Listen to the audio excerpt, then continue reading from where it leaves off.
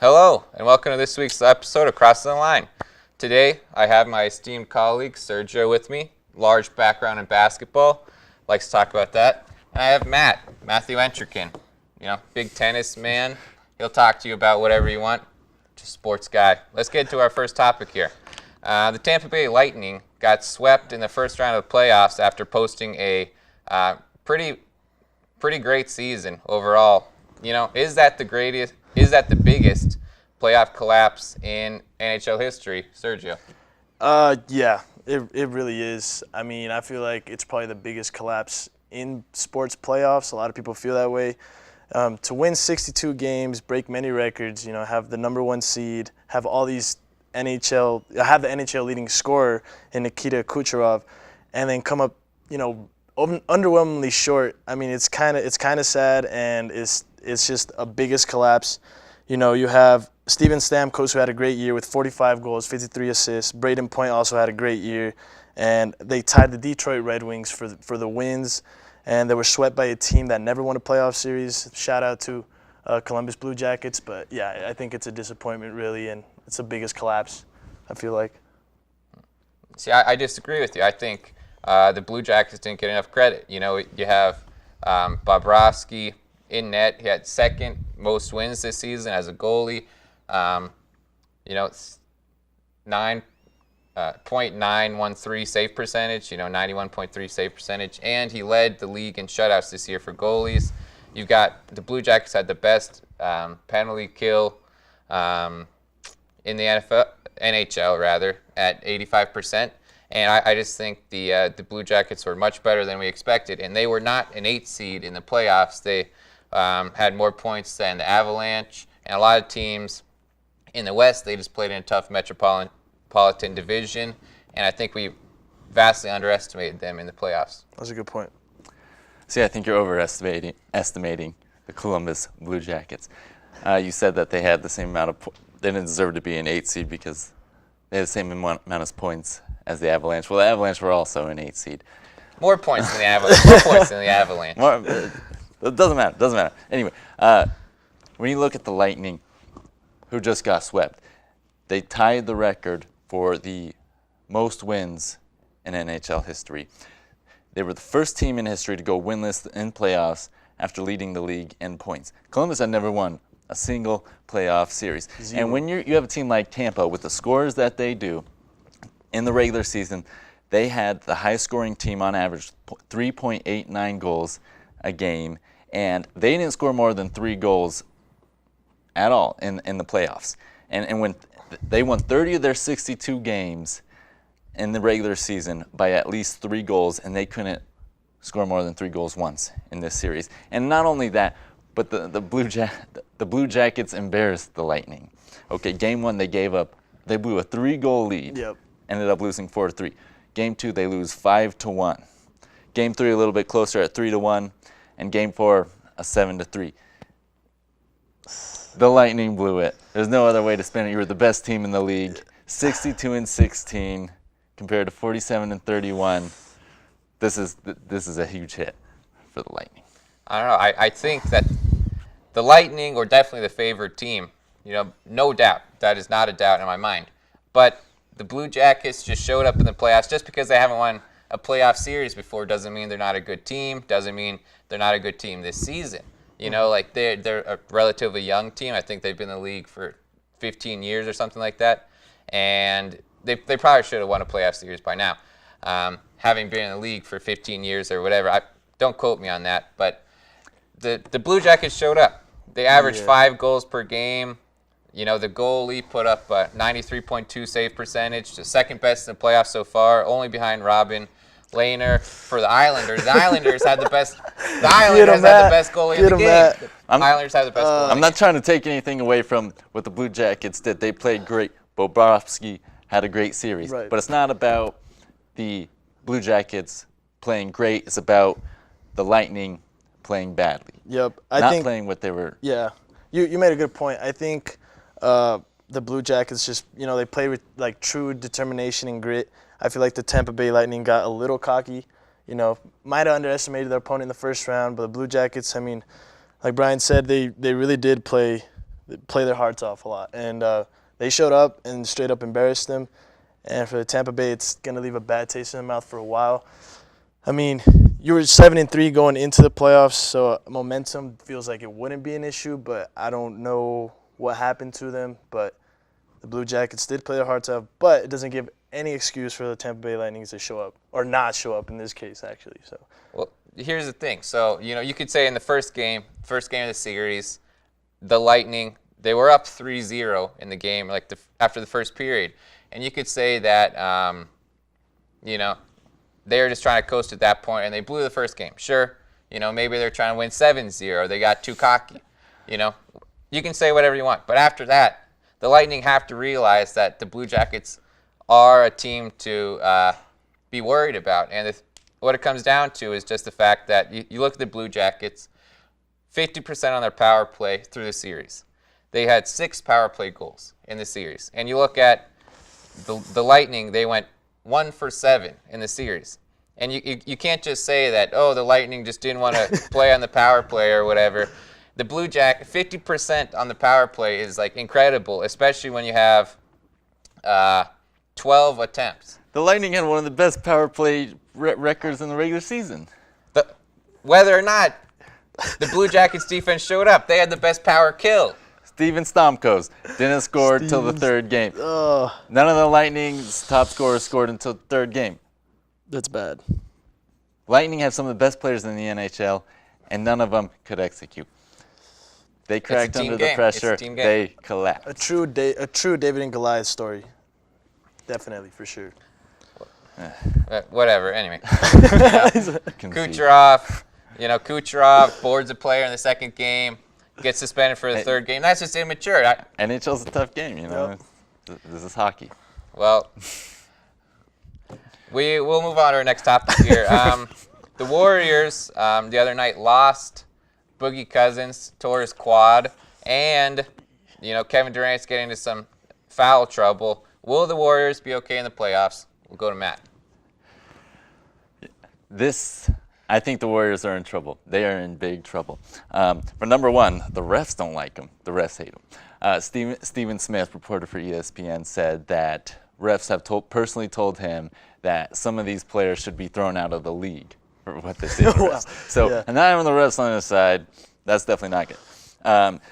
Also, the issue with KD getting 2 technical fouls in Game 1. You're only allowed 6 in the playoffs. And you have a max of, you still have to finish this series, and you got another 4 minimum, and another 4 after that minimum, and a minimum another 4 after that. If they get there. You have at least, if they get there. So Kevin Durant needs to watch himself. That's for sure. Number 3, they just blew a 31-point lead to the Clippers in Game 2. And now that they've officially lost Cousins, I don't know. This is not looking good for the Golden State Warriors. Right. Yeah. I mean, the Clippers put out an outstanding performance, 31-point comeback, largest playoff comeback. Shout out Lou Will, really hit some clutch buckets. But, yeah, you're saying, they lost DeMarcus Cousins. Still have all the other stars. Everyone knows how lethal they are. But that being said, I feel like the Warriors are at their most vulnerable right now. And they could be in big trouble. They really could. I feel like the Clippers could push it to Game 7 and make it an interesting series, as they already did in Game 2. And I feel like if KD and the rest of the Warriors, considering their history with the refs and how kind of short-tempered they could be at times, it's a recipe for disaster. However, that being said, Steph Curry's lining it up, and it's really going to be, I feel like, up to him most of the time. He's the backbone of this team, and I feel like if he can get them on track, they'll be okay. But as of right now, they should be wary of the Clippers and the rest of the Western teams because it's stacked. Everyone knows that, and you can't be caught slipping because you just won't you won't win another championship. But the star power that they have, I mean, I feel like they'll be okay, but that's a possibility that they're in huge trouble. Well, you mentioned Steph, and he has been phenomenal through the season. 5th in the NBA in points per game, 4th in three-point percentage. And then you look at the rest of the team. KD was 8th in points per game. Klay Thompson was 18th in points per game. So whether or not, last year they won the championship without DeMarcus Cousins, so I would say the team went from otherworldly to superhuman. That's what I compare it to, because they're still incredible. Steph Curry, Kevin Durant, Klay Thompson, still incredible. And I mean, we all heard Steph Curry got contacts this year, and now he can see the basket way better. Fair. So yeah, it's not even fair. Like you said, it's not even fair. And the Clippers are the biggest underdog in an NBA playoff series since 1988. So What does it matter if the Warriors blow a game? Just like we were talking about the Lightning, maybe they underestimated them, and that's whatever. But yeah, I'm sure that I don't think the Warriors are going to have any problem with the Clippers. But who I do think they're going to have a problem with is Houston if they get to them. And the loss of DeMarcus Cousins, I think, is a bigger hit than most people expect, because the Warriors are a much different team defensively, and of course offensively too, with DeMarcus Cousins on the floor, and particularly against Houston. There's a lot. Warriors may not even should have been in the finals last year, considering what happened in the Western Conference Finals against Houston last year. That went to Game 7, and they were lucky to win. Yeah. Having DeMarcus Cousins would have set them apart, and with the loss of him and everything else that's going on for the Warriors, with the refs, with Kevin Durant, and everything else, is going to be a lot more interesting to see what happens as this playoffs progress. Here's the thing. I think that having DeMarcus Cousins would have made a difference, sure. But the Warriors are basically the same team as last year, adding DeMarcus Cousins. So now they're just the same team as last year. But the Rockets are not the same team as last year. The Rockets are the 4th seed in the West. It's a stacked West. We all know that. The Nuggets, the Jazz, the Rockets are playing right now. They're all really good teams. But the Rockets are not the same team. And the Warriors are definitely have time to regroup. Not to mention, Kevin Looney is going to be starting at the 5 spot probably, unless the Warriors go with a smaller lineup, which they will at times for sure. But when it comes down to it, after Boogie Cousins went out, Looney put up 19 points in a solid game against the Clippers. I mean, who's to say? I mean, also against the Clippers in Game 2, Steph Curry got benched with like a minute left in the third quarter, and they didn't bring it back in until it was a pretty close game, and Steph got cold.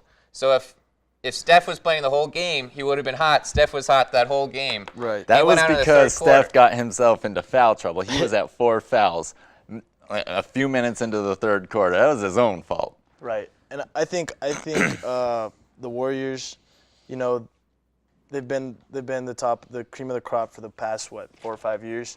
They won 3 titles in 4 years, back-to-back champions, and they obviously have the confidence. But yeah, I feel like now is a time where they're the most vulnerable. So we'll see what happens, and should be interesting.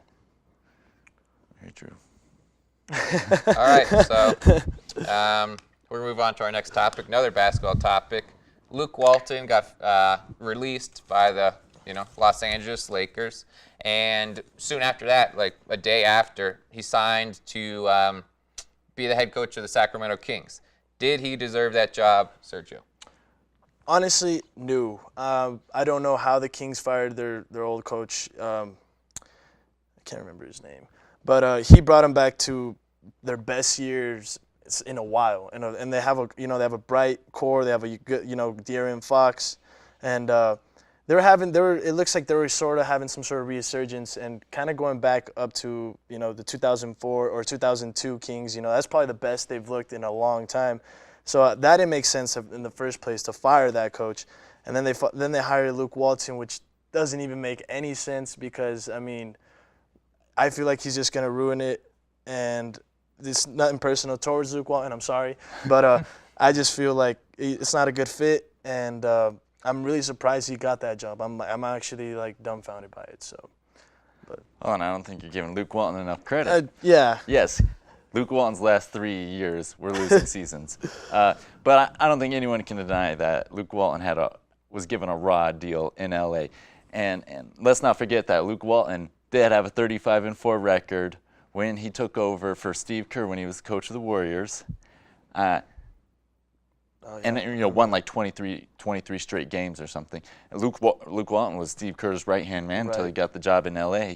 And as far as I'm concerned, this is what's best for Luke Walton, because the amount of drama that's going on with Laker ownership and Laker management, that is not a place you want to be, especially with all the drama that went on with Magic Johnson and him not even with him abruptly resigning as president of basketball operations. I think Luke Walton definitely deserves it.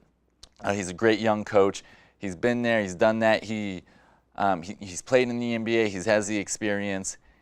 He knows how to deal with players. And now that he's got a good core of young players, I think he can be very effective as a coach. And the worst thing about Luke Walton being the head coach is that when you're the head coach of an NBA team, you should not have less power on the team than a retired player in Kobe Bryant and LeBron James. Both LeBron and Kobe still have more power in the Lakers organization than Luke Walton ever did.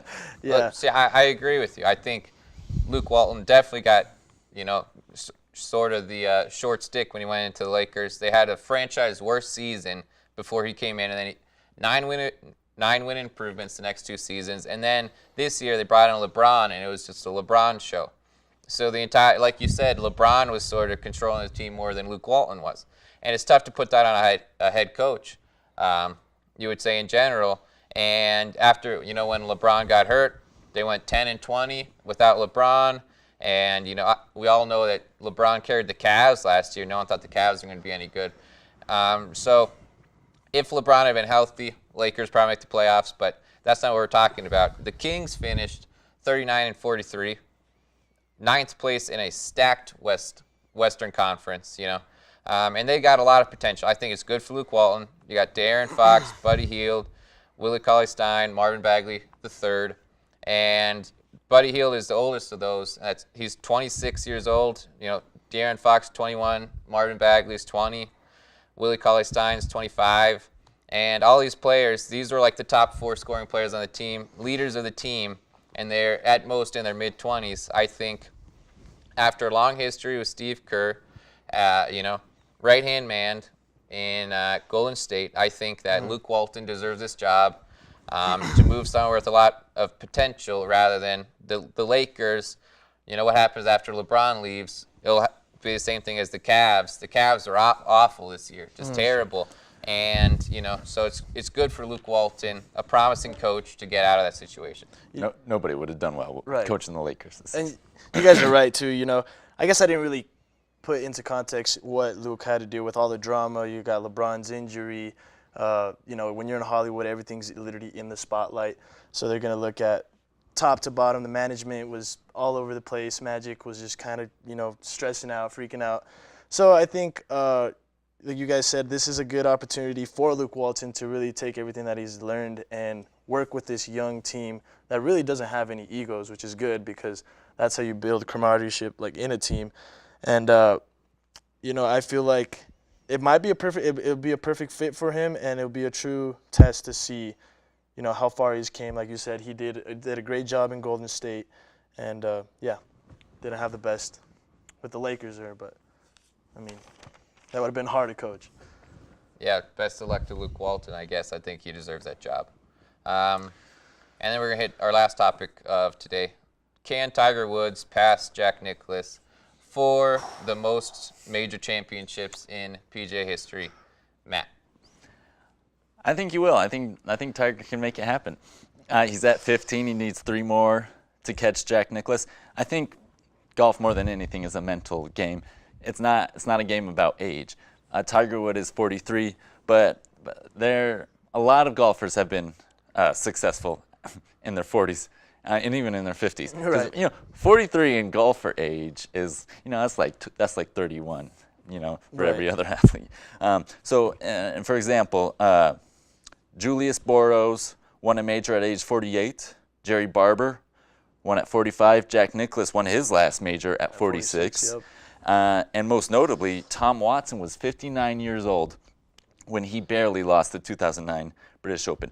And if we just think, if Tiger Woods has just as much time as Jack Nicklaus did, so if he's got 3 more years, okay, that's 12 shots to win a major. You only need to win 3 to catch Nicklaus. I think Tiger can make it happen. This is the same guy that won 14 majors in 11 years. True. Greatest golfer of all time. I think Tiger can do it. I disagree. I think, like, Tiger hadn't won a major championship since 2008. And he probably shouldn't have won the Masters. Francisco Molinari easily could have won if he played well on Sunday, but he finished with a +2 on Sunday. If anyone played well on Sunday, they could have won the Masters. Well, he was far in he had a 2-stroke lead on Tiger, and Tiger, he had a good round, but Molinari hits the ball in the water. Molinari, he messed up so many times. Molinari felt the pressure. You can't be the greatest if you're feeling the pressure. True. There's no reason to believe he's going to win 3 more. The most majors someone has won after the age of 40. Old Tom Morris has won 4, so that would tie him with Jack Nicklaus if Tiger could win that many. And that was in like 1860. Literally, I wasn't even in the 1900s. Oh man. For the record, Tiger only needs 3 more to tie it, right? He does, yeah, but he won it. Tiger won 1 already after 40, so 3 more would put him at 4. And we look at, like when Tiger was winning 14 championships, 5 years or whatever. Anyway, Tiger was on fire back when he was young. He inspired young boys to be like Tiger and get into golf, and now all those kids are playing against him. Rory McIlroy, Dustin Johnson, Brooks Koepka, Justin Thomas. Justin Thomas is 25. He's got 18 years on Tiger. He's just more athletic. There's no athleticism required in golf. Yeah. There's skill. I don't know. Justin Thomas, all these guys are ranked above Tiger in the PGA rankings. And 6. They're younger, stronger, and they just have more life, shelf life left. And if you look at other people who have won the Masters before, Danny Willett won the Masters 3 years ago. Who's that guy? There's been 5 major winners since 2003 who haven't been in the top 100 of PGA Tour rankings. So I think Tiger is a great golfer, best golfer ever, but I don't think he's got enough in him. He had all those spine surgeries and whatnot. I don't think he has enough in him. You know what? I mean, shout out Tiger Woods, winning it for the first time since like 2008 U.S. Open. A lot of people forget. Before he could pass Nick, Tiger Woods actually takes aim at Sam Sheed for taking, I believe, 82 career PGA victories, and Tiger's at 81. So that's a pretty big achievement in itself if he gets to it. That being said, he has to, in order for him to break the record, he's got to do that. He's got to win it 4 times in a very stacked field, like Brian was saying. I mean, however, like you said, he is 43. And Jack won it when he was 46. And athleticism, I mean, depending on how hard you swing the ball, I mean, I feel like Tiger Woods has really improved in his patience and his mental strength. He deals with the pressure. He dealt with it, perfect this past weekend. So I think he can. Is it possible? Yes. Will he? I'm not sure. I want to say no just because he's not getting any younger. And it's just a lot of pressure I feel like they're going to put on him. And let's see how he handles it again. But Tiger's better at handling pressure than anybody else. True, that is true. You say that these guys have more advantage because they're younger, they have more life in them. But you know what else happens when you're young? You don't have experience. True. You don't know how to deal with with pressure. You don't know how to deal with, you need to make a 60-foot putt or you're not going to win this. Tiger has done that time and time again. He has the experience. He has the knowledge. All he had to do is get healthy. He's healthy now. He feels great. He's won 2 tournaments in the last year. He's just winning the Masters.